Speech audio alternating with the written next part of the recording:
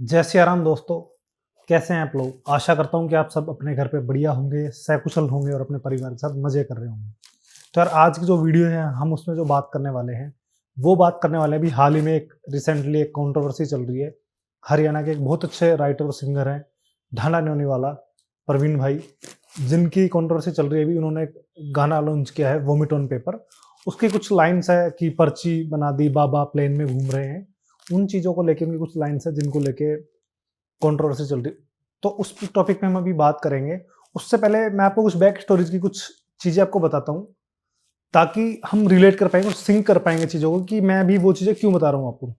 आज से करीब 7 साल पहले 2018 में एक मूवी रिलीज हुई थी पद्मावत, जो कि हमारे राजस्थान के चित्तौड़गढ़ के जो फोर्ट पे बेस्ड थी, वो राजा रतन सिंह और माँ पद्मावती पे।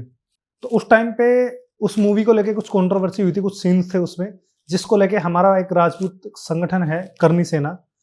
करनी सेना ने जयपुर में आके संजय लीला भंसाली जब जयगढ़ फोर्ट पे शूट कर रहे थे तो उनके साथ मारपीट भी करी थी और उनके कैमरे भी तोड़ दिए थे। तो उसी टाइम हमारे एक यूट्यूबर हैं ध्रुव राठी, उन्होंने कहा था कि ये तो मूवी है, इसको मूवी की तरह देखना चाहिए, आप अपनी हिस्ट्री चेंज कर सकते हो। अगर आपको अपनी कोई हिस्ट्री बनानी है तो आप अपनी हिस्ट्री उस हिसाब से बना सकते हो। लेकिन आज वही ध्रुव राठी भाई हैं जो धुरंधर मूवी देख के उनको उल्टी आ रही है खून की, वो कह रहे हैं कि यार ऐसे कैसे हो सकता है कि आप कोई चीज़ कैसे प्रोपेगेंडा आप सेट कर रहे हो। अब आप बोलोगे यार इस चीज़ का ढांडा से क्या रिलेशन है। देखो क्या होता है कि जब भी कोई भी ऐसा सेंसिटिव कोई चीज़ होती है, धर्म कोई चीज़ होती है, हिस्ट्री से रिलेटेड कोई भी चीज़ होती है, तो ये बहुत सेंसिटिव टॉपिक होते हैं। अभी मैं बात करूं कि ढांडा ने जो गाना बनाया है उसने कुछ भी गलत नहीं बोला, कुछ भी उसमें गलत नहीं है। लेकिन हम जिसके लिए बोल रहे थे उन्होंने पर्ची वाली बात बोली, तो पर्ची वाली जो बात है वो सीधी सीधी जो बाबा बागेश्वर धाम जो धीरेन्द्र शास्त्री उनको लेके सीधा पॉइंट आउट हो रहे हैं। अब वो जो भी पर्ची बना रहे हैं, जो भी वहां पे चढ़ावा आ रहा है, ढांडा भाई ने बोला कि भाई वो गरीबों की कमाई है, वो प्लेन में घूम रहे हैं। तो यार पहली बात तो कोई भी वहां पे किसी कोई जबरदस्ती नहीं कर रहा है, जो भी पर्ची वो बना रहे हैं, जो भी वो काम कर रहे हैं। और एक बढ़िया चीज मैं आपको बताता हूँ कि पर्ची बनाने वाली जो बात है उस पर कि धीरेन्द्र शास्त्री तो एक बच्चा है बिल्कुल। आप कभी यूट्यूब पे जाना अभी और सर्च करना पंडोखर धाम, और जो धीरेन्द्र शास्त्री आज जो काम कर रहे हैं पंडोखर धाम बहुत पहले से कर रहे हैं और एज में भी काफी बड़े हैं उनसे। लेकिन धीरेन्द्र शास्त्री की जो हाइप बनी है वो किस चीज को लेकर बनी है कि वहां पे जो ईसाई धर्म वाले जो हैं वो काफी कन्वर्जन कर रहे थे वहां पे उस साइड में, बुंदेलखंड साइड में, जो कि धीरेन्द्र शास्त्री ने रोका है। एक चीज और अभी उठी थी कि धीरेन्द्र शास्त्री खुद तो बोलता है कि मैं हिंदू राष्ट्र बनाऊंगा, जबकि उसने खुद ने अपनी जो बहन है वो मुसलमान के दे रखी है। लेकिन वो चीज़ भी गलत है। उसका भी प्रूफ ये था कि उनके एक दोस्त है जो कि मुसलमान है, जिनकी बहन की शादी धीरेन्द्र शास्त्री ने करवाई। अब होता क्या कि ऐसी जो सेंसिटिव चीज़ें होती हैं उसमें सबकी अलग अलग एक आस्था होती है। तो जैसे मान लो ढांडा ने बोला ठीक है, उसने जो भी बोला सारी चीज़ें ठीक है, लेकिन धीरेन्द्र शास्त्री के साथ जो लोग जुड़े हैं उनकी भी अपनी एक आस्था है। अब अगर आप मेरे पूछो, मेरे से आप बात करो, तो भाई मेरी हनुमान जी में आस्था है, और वो ऐसा नहीं है कि धीरेन्द्र शास्त्री की वजह से है। धीरेन्द्र शास्त्री मेरी एज के ही हैं, ठीक है। आज मैंने जब से होश संभाला है मैं तो हनुमान जी के मंदिर जाता हूँ, हनुमान चालीसा भी पढ़ता हूँ, और मेरे को मुंह जबानी हनुमान चालीसा, हनुमान जी की आरती और श्री राम स्तुति याद है। बेशक आप कभी भी ऑन चैलेंज आप कैमरे पे आप मेरे से बुलवा सकते हो। अब आती है बात की सबकी अपनी अपनी आस्था होती है। रिसेंटली अभी हाल ही में लियोनेल मेसी इंडिया आए थे फुटबॉलर, तो अनंत अंबानी जी उनको लेके गए थे, शिव जी पे दूध चढ़वा रहे उनसे और माता के मंदिर में लेके गए थे। तो सबकी अपनी अलग अलग एक आस्था होती है। अंबानी, आपने राजस्थान में आप कभी देखना, राजस्थान में एक जगह है नाथद्वारा, वहां पे श्रीनाथ जी का मंदिर है, हर साल वहां पे अंबानी फैमिली जाती है। उसके अलावा अजय देवगन जो एक्टर हैं, हर साल वो सीकर में हमारे राजस्थान में एक शाकंभरी माता का मंदिर है, वहां पे अजय देवगन आते हैं। तो वो सबकी अलग अलग आस्थाएं उन चीजों के साथ जुड़ी हुई है। अब हुआ क्या कि ढांडा भाई के साथ दिक्कत क्या हुई कि जैसे उन्होंने गाना लॉन्च किया तो ना तो उन्होंने कहीं पे कोई डिस्क्लेमर दिया कि यार मेरी कोई ऐसी इंटेंशन नहीं है हमारे धर्म को ठेस पहुंचाने की। अब हुआ ये कि बहुत सारे जो इन्फ्लुएंसर है जिन्होंने ढांडा भाई के अगेंस्ट वीडियो बनाई, तो ढांडा भाई ने क्या किया, स्ट्राइक मार के उनकी भी वीडियो उड़ा दी। उससे लोगों में और आक्रोश पैदा हो गया। अब हुआ ये कि मैं किसी दूसरे धर्म की मैं नहीं बात करूंगा कि दूसरे धर्मों में क्या होता है क्या नहीं होता है, उन्होंने अपने धर्म की बात करी, तो लोग इस चीज से भी आक्रोश में हैं कि भाई आप एज एन इंडियन अगर आप बात करते हो तो आप फिर पूरे सारे धर्मों की बात करो कि उन धर्मों में क्या हो रहा है क्या नहीं हो रहा है। लेकिन और दूसरी चीज जो मैं देख पा रहा हूँ, जैसे ये कंट्रोवर्सी बढ़ी है तभी उन्होंने अपना इंस्टा का बायो अपडेट किया था और उसमें लिखा था कि प्राउड इंडियन, प्राउड सनातनी, ऐसे करके।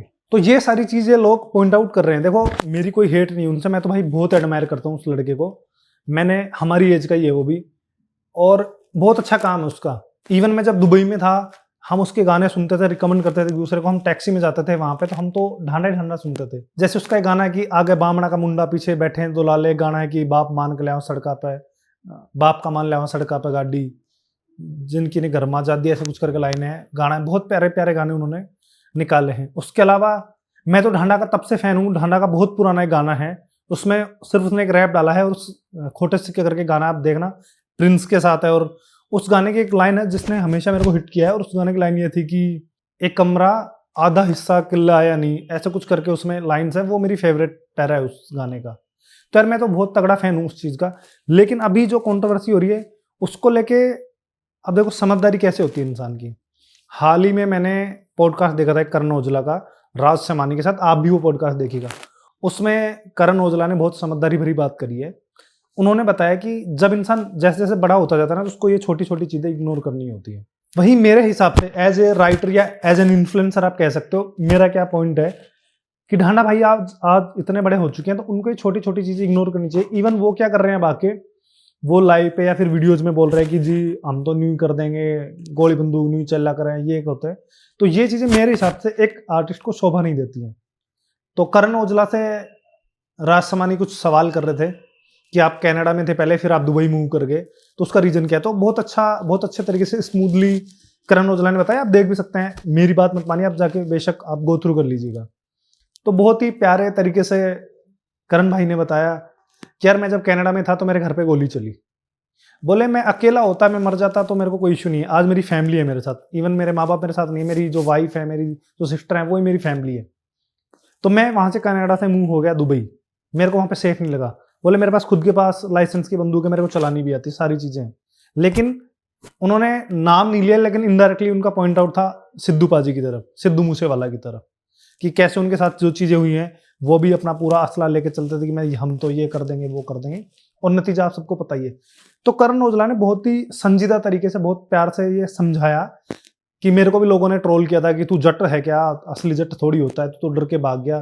तो उन्होंने बोला भी जट ही हूँ, पर मेरे को मेरी फैमिली देखनी है। तो वैसे ही मैं ढांडा भाई से मेरी रिक्वेस्ट है, मेरा कोई हेट नहीं है उनसे, कि यार आप इतना अच्छा काम कर रहे हो, ऑलरेडी इतना अच्छा नाम है आपका, इतने प्यारे प्यारे आप गाने बना रहे हो, ये सारी चीजें करके आप कि भाई मेरे को तो किसी, आपकी पूरी एक सेटल्ड फैमिली, आप मैरिड हो, आपकी अच्छी फैमिली है, उनको आप रख रहे हो, ठीक है, खुश रख रहे हो आप उनको, आप इतना अच्छा काम कर रहे हो, इंस्पायर कर रहे हो हम जैसे लोगों को कि कल को हम भी आपकी तरह कुछ अच्छा, हमारा भी मन हो तो हम भी गाना वाले निकाल पाए, हमें भी एक इंस्पिरेशन मिल रही है आपसे। इन सारी चीजों में पढ़ के कुछ भी नहीं मिलेगा भाई, क्योंकि धर्म ना यार एक ऐसा सेंसिटिव टॉपिक है बहुत ही, हम कभी भी किसी की आस्था पे सवाल नहीं उठा सकते। जैसा कि आपने देखा होगा कि एक मूवी आई थी ओ माई गॉड करके, उसमें दिखाया था कि कैसे शिव जी भाग रहे हैं, उसके अलावा शिव जी पे दूध चढ़ाने को गलत बताया गया। यार सबकी इंडिविजुअल आस्था है। मेरा मन, मैं मेरे शिव जी भगवान पे मैं दूध चढ़ाऊं, घी चढ़ाऊं, उसके बाद मैं गरीबों को दे रहा हूं नहीं दे रहा हूं, वो मेरा एक अलग पॉइंट है भाई। आप कभी भी किसी की भी आस्था पे आप सवाल नहीं उठा सकते हो, या तो फिर हर चीज पे आप उंगली उठाओ, क्योंकि कोई भी चीज परफेक्ट नहीं होती है। तो यार ढांडा भाई हो, चाहे मैं हूं, कोई भी एक्सपर्ट, कोई भी इन्फ्लुएंसर हो, कोई भी राइटर हो, कोई भी सिंगर हो, अगर कभी भी वो ऐसे सेंसिटिव मुद्दों पे बात करेगा तो देखो उसको हेट तो झेलनी पड़ेगी, क्योंकि ये बहुत सेंसिटिव टॉपिक होते हैं और इनमें हर तरह के लोग होते हैं। किसी की उस चीज में आस्था है, किसी की नहीं है। और जो दूसरी चीज पर्ची वर्ची वाली जो आप बात कर रहे हो यार, तो धीरेन्द्र शास्त्री के पास कोई भी, वो किसी को जबरदस्ती पकड़ के नहीं बिठा रहे हैं। उनका नाम इसलिए हुआ है कि उन्होंने बहुत सारे कन्वर्जन रोके हैं वहां पे, फिर वो हिंदुत्व का जो उन्होंने मुद्दा उठाया कि हिंदू राष्ट्र हम बनाएंगे। और रही बात यार, कोई भी आज की डेट में बेवकूफ नहीं है।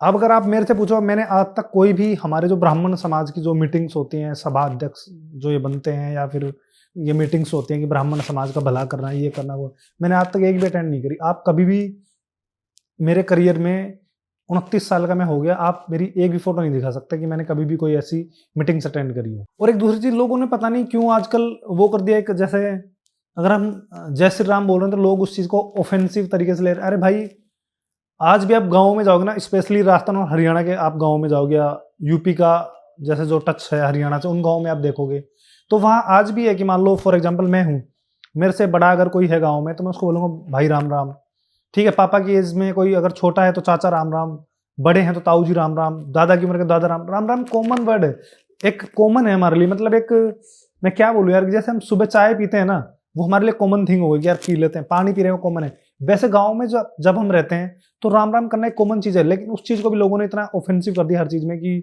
जो राम का नाम ले रहा है वो अंधभक्त है या फिर उसको समझ नहीं है। इस तरीके से चीज़ों को लिया जा रहा है और ये चीज़ें बिल्कुल भी सही नहीं है। तो ढांडा भाई से मैं इतना ही कहना चाहूँगा कि आप खुद समझदार हो भाई। अगर आप ऐसी कोई चीज़ें कर रहे हो तो उसमें आप एक डिस्क्लेमर आप डाल सकते हो, उसके बाद आप एक वीडियो आप आके डाल सकते हो कि यार मेरा ऐसा कोई इंटेंशन नहीं है, मैं खुद एक सनातन धर्म से, हिंदू धर्म से मैं बिलोंग करता हूँ और मेरी ऐसी कोई भी इन सब चीज़ों में वो नहीं, मेरी खुद की आस्था है भगवानों में। लेकिन उलट वो क्या कर रहे हैं वहाँ पे आके कि मैं तो जी हमें तो डर नहीं लगता, गोली खान तेरी है वो। तो हर तरीके के लोग आज की डेट में एडजस्ट करते हैं और लोगों का छोटी छोटी बातों पे एक वो होता है ना कि ईगो वो हो जाता है कि यार ऐसे इसकी कैसे, इसकी तो हम जोड़ निकालेंगे। तो वो चीज़ें सही नहीं है मेरे हिसाब से। आपका इतना नाम, इतने बड़े हो यार, आप इतना आप नेम फेम कमा रहे हो। थोड़े दिन पहले भी आपकी कंट्रोवर्सी हुई थी आपके हरियाणा के एक रैपर है केडी के साथ, तब भी आपको बहुत लोगों ने समझाया था कि यार दोनों हरियाणा के भाई हो, एक ही भाई हो, तब फिर आपस में आप दोनों की सुलह हुई। तो ये चीज़ें मेरे हिसाब से ठीक नहीं है। बाकी आप खुद समझदार हो, क्योंकि यार जो धार्मिक जो चीज़ें होती हैं, हिस्ट्री से रिलेटेड जो चीज़ें होती हैं, वो बहुत ही सेंसिटिव होती हैं और उनमें कोई भी हम काम करें, कल को मान लो मैं भी कोई गाना निकालता हूँ या कोई ख्याल लिखता हूँ या फिर मान लो कोई मूवी बनाने की सोचता हूँ, तो इन सारी चीज़ों का बहुत ध्यान रखना पड़ता है। मैं कभी भी जाके बैक स्टोरी में ये चेंज नहीं कर सकता कि महाराणा प्रताप तो भाग गए थे छोड़ के, ये कर दिया था, वो कर दिया था। राणा सांगा के तो घाव ही नहीं थे, वो लड़े ही नहीं थे। हमारे तो राजस्थान के तो ऐसा इतिहास रहा है कि बिना सर के भी लोग लड़े हैं, सर कटने के बाद भी धड़ के साथ भी लड़े हैं। अब आप उस चीज़ को, हिस्ट्री को आप चेंज करने की कोशिश करोगे तो सीधी सी बात है, आपको विद्रोह का सामना करना पड़ेगा। तो मेरी इतनी ही रिक्वेस्ट है, अगर कभी ढांडा भाई आप ये वीडियो देखें तो, कि यार भरा पूरा परिवार आपका साथ में, इतने लोगों की दुआएं आपके साथ में, कोशिश करें इन चीज़ों से आप बचें। काफ़ी अच्छा आप काम कर रहे हो, ऐसे आप काम करते रहो और हम लोगों को इंस्पायर करते रहो। Thank you so much. जय सिया राम।